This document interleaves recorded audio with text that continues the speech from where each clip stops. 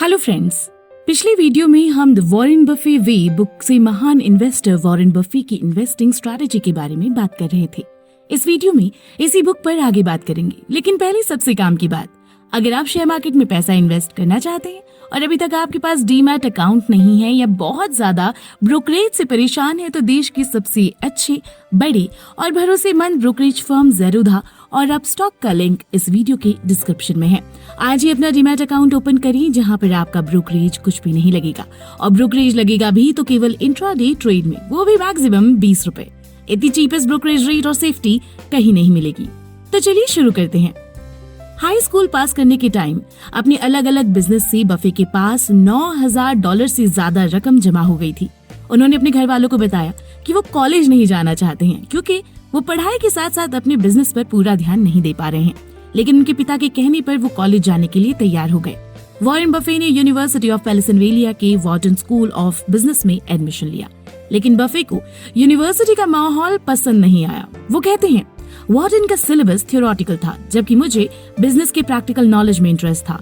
मैं ये जानना चाहता था कि किस तरह से पैसा कमाया जा सकता है। वॉर्टन में 2 साल बिताने के बाद उन्होंने यूनिवर्सिटी ऑफ नेब्रास्का में एडमिशन लिया। वहाँ उन्होंने 1 साल में 14 सब्जेक्ट पढ़कर 20 साल की उम्र में ग्रेजुएशन की डिग्री ली। ओमाहा लौटने के बाद बफे फिर से शेयर मार्केट से जुड़ गए। वो ब्रोकर से शेयरों के बारे में इंफॉर्मेशन लेते और शेयर बाजार की मैगजीन्स पढ़ते, लेकिन उनकी लाइफ का टर्निंग पॉइंट तब आया जब उन्होंने लोकल लाइब्रेरी में बेंजामिन ग्राहम की लिखी बुक द इंटेलिजेंट इन्वेस्टर को पढ़ा। बफे के शब्दों में ये बुक मानो अंधेरे में उजाले की किरण थी। द इंटेलिजेंट इन्वेस्टर और बेंजामिन ग्राहम की शेयर मार्केट पर लिखी गई एक दूसरी बुक सिक्योरिटी एनालिसिस का बफे पर इतना गहरा प्रभाव पड़ा कि वो ओमाहा छोड़कर न्यूयॉर्क की कोलंबिया यूनिवर्सिटी के ग्रेजुएट स्कूल ऑफ बिजनेस में पहुंच गए। बेंजामिन ग्राहम वहां पर क्लास लेते थे। बेंजामिन ग्राहम हमेशा किसी कंपनी के इंट्रिंसिक वैल्यू को समझने के बारे में बात करते थे। उनके अनुसार जो इन्वेस्टर्स किसी कंपनी की इंट्रिंसिक वैल्यू को ध्यान में रखकर कम प्राइस पर उस कीमत के शेयर्स खरीदते हैं, वे शेयर मार्केट में हमेशा प्रॉफिट कमाते हैं। शेयर मार्केट में कारोबार करने का ये मैथमेटिकल मेथड वॉरेन को बहुत ही भा गया। बेंजामिन ग्राहम की कक्षा में 20 स्टूडेंट्स थे।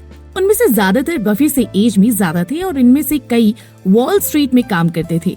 क्लास खत्म होने के बाद वॉल स्ट्रीट के ये प्रोफेशनल्स अंडरवैल्यूड स्टॉक्स को एनालाइज करते और अगले दिन अपने ऑफिस में जाकर उन शेयर्स को खरीदकर प्रॉफिट कमाते थे। जल्दी सभी को ये मालूम होने लगा कि बफे ब्राइटेस्ट स्टूडेंट है।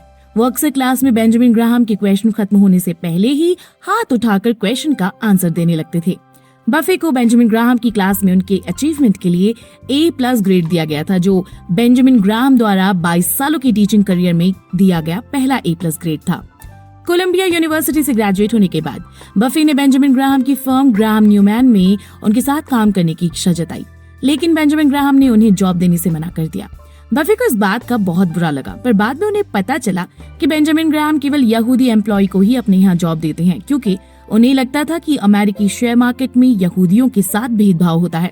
बफे इस बात से निराश न होकर अपनी होम टाउन ओमाहा आ गए और अपने पिता के ब्रोकरेज फर्म बफे फॉ की कंपनी में काम करने लगे। वॉरेन बफे बेंजामिन ग्राहम से सीखे गए रोल का इस्तेमाल अपने पिता की फर्म में करने लगे। इस दौरान भी वो बेंजामिन ग्राहम से लगातार कांटेक्ट में रहते थे और उन्हें अपने द्वारा चुने गए शेयर्स की जानकारी भेजते रहते थे।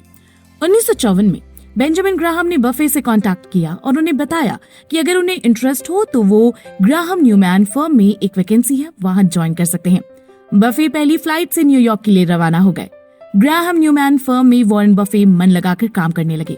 बफे को नौकरी पर रखने के 2 साल बाद यानी कि 1956 यानी कि 1956 में 61 यानी कि 61 इयर्स की एज में बेंजामिन ग्राहम ने एक्टिव इन्वेस्टमेंट से रिटायर्ड होने का डिसीजन लिया और अपनी फर्म ग्राहम न्यूमैन को बंद कर दिया। बफे एक बार फिर अपनी होम टाउन ओमाहा आ गए। 25 साल की उम्र में बेंजामिन ग्राहम से सीखे नॉलेज और अपनी फैमिली और फ्रेंड्स की हेल्प से बफे ने खुद की लिमिटेड पार्टनरशिप फर्म की शुरुआत की। द बफे पार्टनरशिप की स्थापना के टाइम उसमें 7 लिमिटेड पार्टनर्स थे, जिन्होंने साथ मिलकर $1,05,000 की शुरुआती रकम यानी कि $1,05,000 शुरुआती रकम का इन्वेस्टमेंट किया। बफे इसमें जनरल पार्टनर थे और उन्होंने $100 का कंट्रीब्यूशन दिया था। फर्म के पार्टनर्स को 6% से इंटरेस्ट और इसके ऊपर इन्वेस्ट में हुए प्रॉफिट का 75 यानी कि 75% हिस्सा मिलता था। बफे को बचा हुआ 25% यानी कि 25% ऑफ प्रॉफिट मिलता था। लेकिन बफे इसी से संतुष्ट नहीं थे।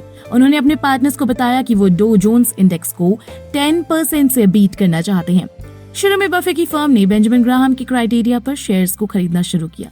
बाद में स्ट्रैटेजी के साथ साथ उन्होंने मर्जर आर्बिट्रेज स्ट्रैटेजी को भी अपनाया। इस स्ट्रैटेजी में किसी कंपनी के मर्जर के पहले मर्जर होने वाली कंपनीज के शेयर्स को सिचुएशन के मुताबिक बाय और सेल करके प्रॉफिट कमाया जाता है। बफे को इस स्ट्रैटेजी का बहुत फायदा हुआ और उन्होंने इसे अपनाकर लगभग रिस्क लेस प्रॉफिट कमाया। बफे की पार्टनरशिप फर्म ने शुरुआत से ही जबरदस्त प्रॉफिट कमाना शुरू कर दिया था। पहले 5 सालों में डो जोन्स इंडेक्स में 75% की बढ़ोतरी हुई, वहीं बफे पार्टनरशिप लिमिटेड के बिजनेस में 25% की बढ़ोतरी हुई। बफे अपने लक्ष्य से कहीं आगे निकल गए थे। उन्होंने डो जोन्स इंडेक्स को 10% तक सोचा था, लेकिन इस वक्त उन्हें 25% की बढ़ोतरी हुई। जैसे जैसे बफे की पॉपुलैरिटी बढ़ी और ज्यादा लोग अपना पैसा बफे को देने लगे, उन्होंने भी नए नए लोगों के साथ अलग अलग पार्टनरशिप शुरू कर दी। 1962 में बफे ने अपनी सभी पार्टनरशिप को एक करने का डिसीजन लिया। इसके बाद बफे ने एक ऐसा इन्वेस्टमेंट किया जिसने उनकी पॉपुलैरिटी और वेल्थ को बहुत ज्यादा बढ़ा दिया और जो आज भी उनके करियर के सबसे फेमस इन्वेस्टमेंट से एक माना जाता है। 1960 के दशक में एक कॉर्पोरेट स्कैंडल सामने आया। Allied crude vegetable oil company ने कई बैंक से करोड़ों डॉलर का लोन लिया हुआ था। लोन लेने के लिए कंपनी ने वनस्पति तेल के भंडार को गिरवी रखा था। उसमें फर्जीवाड़ा ये रहा कि वनस्पति तेल भंडार को सच्चाई से बहुत ज्यादा दिखाया गया था। उसके लिए कंपनी ने अमेरिका के न्यू जर्सी में एक कारखाना स्थापित किया और उसमें 5 मंजिल ऊंचे 139 तेल रखने के टैंक बनवाए। उन टैंक्स में पानी भरवा दिया गया और कुछ फीट तक सोयाबीन का तेल। चूंकि तेल पानी पर तैरता, इसलिए ऊपर से देखने पर लगता था कि सभी टैंक्स में पूरी तरह से तेल भरा हुआ है। जब बैंक्स की ओर भेजे गए इंस्पेक्टर कंपनी द्वारा लोन लेने के लिए गिरवी रखे अपने तेल भंडार देखने के लिए जाते, तो कंपनी के कर्मचारी उन्हें वे टैंक दिखाकर तेल की गलत मात्रा बता देते थे। जब इस घोटाले का पर्दाफाश हुआ, तब पता चला कि bank of America, bank Leumi, American Express और दूसरे कई इंटरनेशनल बैंक्स ने allied crude vegetable oil company को कुल मिलाकर लगभग 150 मिलियन डॉलर का लोन दिया हुआ था। इस घोटाले को अमेरिका में सैलड ऑयल स्कैंडल के नाम से जाना जाता है। इसमें अमेरिकन एक्सप्रेस कंपनी को बहुत बड़ा झटका लगा था। इस घोटाले से अमेरिकन एक्सप्रेस को कुल मिलाकर 58 मिलियन डॉलर का नुकसान हुआ और उसके शेयर्स के प्राइस 50% से भी अधिक गिर गए। बेंजामिन ग्राहम से बफे ने यही सीखा था कि जब भी किसी मजबूत कंपनी के शेयर्स उसके इंट्रिंसिक वैल्यू से कम हो तो मौका गंवाना नहीं चाहिए। बफे जानते थे कि अमेरिकन एक्सप्रेस को इस घोटाले के कारण 58 मिलियन डॉलर का नुकसान हुआ है, लेकिन वे ये नहीं जानते थे कि इस अमेरिकन एक्सप्रेस की कस्टमर्स का इस घोटाले को लेकर क्या रिएक्शन था। इसे जानने के लिए वो ओमाहा के कई रेस्टोरेंट में गए। वहां उन्होंने पाया कि कस्टमर अमेरिकन एक्सप्रेस के फेमस ग्रीन कार्ड से अपने बिल का पेमेंट कर रहे हैं और उसके इस्तेमाल में कोई गिरावट नहीं आई थी। वे कई लोकल बैंक्स में भी गए और पाया कि इस घोटाले का अमेरिकन एक्सप्रेस के ट्रैवलर्स चेक की बिक्री पर भी कोई नेगेटिव असर नहीं पड़ा था। ये सब देखकर बफे अपने ऑफिस में लौटे और उन्होंने जल्दी ही 13 मिलियन डॉलर प्राइस के अमेरिकन एक्सप्रेस के शेयर्स खरीद डाले। ये उनकी फर्म की कुल संपत्ति का 25% हिस्सा था। अगले 2 सालों में उन शेयर्स का दाम बढ़कर 3 गुना हो गया और बफे की फर्म के सभी पार्टनर्स को 20 मिलियन डॉलर का प्रॉफिट हुआ। यही था बेंजामिन ग्राहम और बफे का जादू। शुरू में बफे ने अपनी साझेदारी फर्म की इन्वेस्टमेंट स्ट्रैटेजी को अंडरवैल्यूड सिक्योरिटीज और मर्जर आर्बिट्रेज स्ट्रैटेजी पर ही फोकस किया, लेकिन 5वें साल में उन्होंने पहली बार किसी कंपनी का कंट्रोल अपने हाथ में लिया। इसका नाम था डेम्स्टर मिल मैन्युफैक्चरिंग कंपनी, जो फार्मिंग इक्विपमेंट बनाती थी। इसके बाद उन्होंने न्यू इंग्लैंड की एक बहुत ही कमजोर कपड़ा बनाने वाली कंपनी बर्कशायर हैथवे के शेयर खरीदने शुरू किए और साल 1965 तक उन्होंने उस पर कंट्रोल कर लिया। इसी बर्कशायर कंपनी ने आगे चलकर इतिहास रचा। इस पर हम अगले वीडियो में बात करेंगे।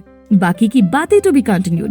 तो दोस्तों, ये बातें मैंने आपको बर्कशायर बियॉन्ड बफे बुक से बताई हैं, जो डिटेल में सिखाती है कि शेयर मार्केट में कैसे ज्यादा प्रॉफिट पा सकते हैं। सो आप ये सारी बातें सीखना चाहते हो तो डिस्क्रिप्शन में जाकर बुक खरीद सकते हो। सबसे अच्छी बात तो ये है कि ये बुक हिंदी में भी है। साथ ही आप इस बुक पर रिव्यू का अगला वीडियो देखना चाहते हो तो मुझे कमेंट करके जरूर बताएं। दोस्तों, वीडियो पसंद आया तो लाइक का बटन जरूर दबा दें और हमसे जुड़ने के लिए इंस्टाग्राम पर एफर्टलेस जीके को जरूर फॉलो करें और ऐसी ही काम की बातों के लिए चैनल को सब्सक्राइब करें। साथ ही डिस्क्रिप्शन में दिए गए लिंक से ज़ेरोधा या आप स्टॉक से अपना डीमैट अकाउंट ओपन करना ना भूलें।